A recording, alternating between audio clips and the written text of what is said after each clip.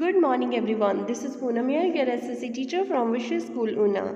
Dear students, we are doing the chapter The Making of a Global World. Today we will continue with the topic Post-War Settlement and the Bretton Woods Institutions. So in this topic we will study about the settlements after war and the Bretton Woods institutions. So let's start. Economists and politicians drew two key lessons from interwar economic experience. First, an industrial society based on mass production cannot be sustained without mass consumption. So students economist और politicians ने दो main lesson यहाँ से सीखे inter war economic experience से। कौन कौन से थे वो कि फर्स्ट तो ये था कि कोई भी इंडस्ट्रियल सोसाइटी जो मास प्रोडक्शन के ऊपर बेस्ड है कैन नॉट बी, तो अगर देखिए प्रोडक्शन हाई लेवल पे होगी तो उसके लिए कंजम्पशन भी उतनी ही होना इम्पॉर्टेंट है कि जो चीज़ें प्रोड्यूस हो रही हैं उनकी कंजम्पशन भी होनी चाहिए. What to ensure mass consumption? There was a need for high and stable incomes. Incomes could not be stable if employment was unstable. The stable incomes also required steady full employment. अब देखिए मास consumption लोग ज़्यादा चीज़ें कब खरीदेंगे? जब उनकी income stable होंगी और हाई होंगी. ठीक है, अगर इनकम स्टेबल नहीं होगी तो फिर वो उन चीज़ों को नहीं ले पाएंगे, और इनकम स्टेबल तब नहीं होगी जब उनके पास एम्प्लॉयमेंट स्टेबल नहीं होगी.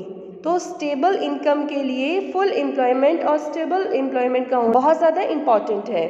But markets alone could not guarantee full employment. Therefore, governments would have to step in to minimize fluctuation of price, output and employment.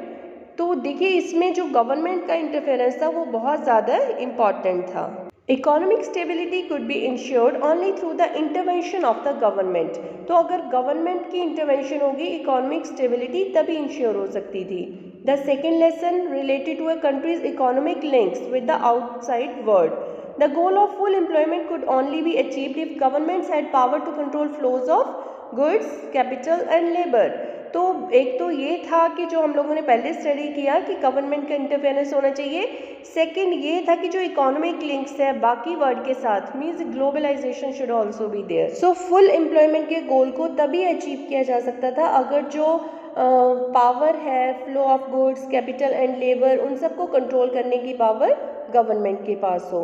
Thus, in brief, the main aim of the post-war international economic system was to preserve economic stability and full employment in the industrial world. So, students, post-war international economic system का जो main aim था वो था industrial world में economic stability को बनाए रखना और फुल एम्प्लॉयमेंट प्रोवाइड करना. It's framework was agreed upon at the United Nations monetary and financial conference held in July 1944 at Bretton Woods in New Hampshire, USA. तो देखिए ये जो फ्रेमवर्क बना था जिसमें सब लोग एग्री हुए थे वो ये United Nations monetary and financial conference कहाँ पे हुई थी जिसमें सब लोग वो एग्री हुए थे इस फ्रेमवर्क के लिए 1944 में ब्रेटन वुड में न्यू हैम्पशायर में यूएसए में.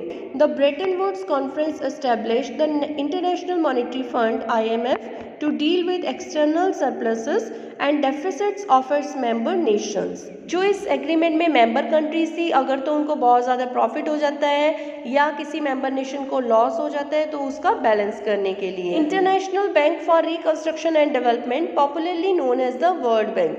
ठीक है, very important. The International Bank जो था रिकंस्ट्रक्शन और डेवलपमेंट के लिए उसको वर्ल्ड बैंक भी बोलते हैं. Was set up to finance post war reconstruction. तो क्यों सेटअप किया गया था वो कि वॉर के बाद जो रिकंस्ट्रक्शन में जो फाइनेंसिंग होती है उसके लिए. The IMF and the world bank are referred to as the Bretton Woods institutions और sometimes the Bretton Woods twins.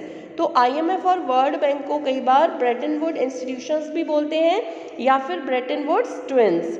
The post-war international economic system is also often described as the Bretton Woods system.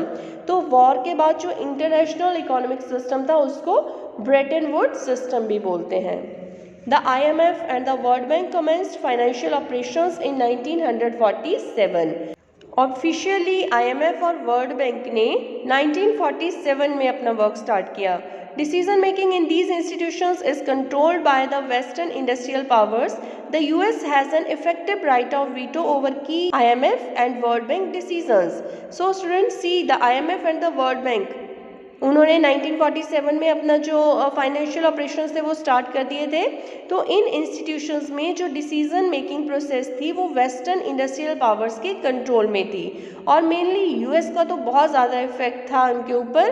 तो US के पास जो right of veto था, right of veto means कि अगर बाकी countries किसी चीज़ के लिए एग्री कर रही हैं और यूएस नहीं कर रहा है तो फिर उस डिसीजन को नहीं माना जाएगा। The international monetary system is the system linking national currencies and monetary system.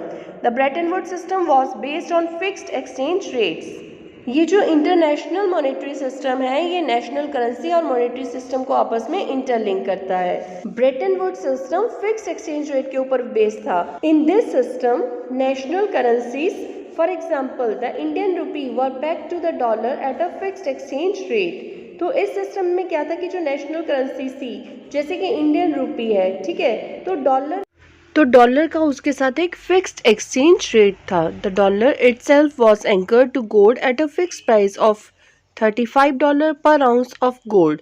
और जो डॉलर था वो अपने आप उसका गोल्ड के साथ एक फिक्स रेट था $35 पर आउंस के accordingly. The early post-war years, the Bretton Woods system inaugurated an era of unprecedented growth of trade and income for the Western industrial nations and Japan. Bretton Woods system जो था ये western industrial nations और Japan के लिए growth लेके आया trade में और इनकम में। World trade grew annually at over 8% between 1950 and 1970। तो वर्ल्ड ट्रेड में जो ग्रोथ थी वो कितनी हुई?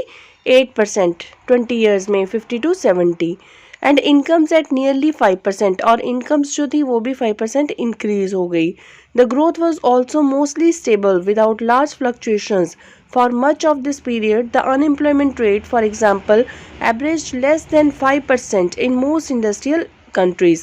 तो ये जो टाइम पीरियड था इसमें बिजनेस और ट्रेड की ग्रोथ हुई और जो अनएम्प्लॉयमेंट थी वो सिर्फ 5% तक रह गई थी। So that's all for the day. Thank you. Have a nice day.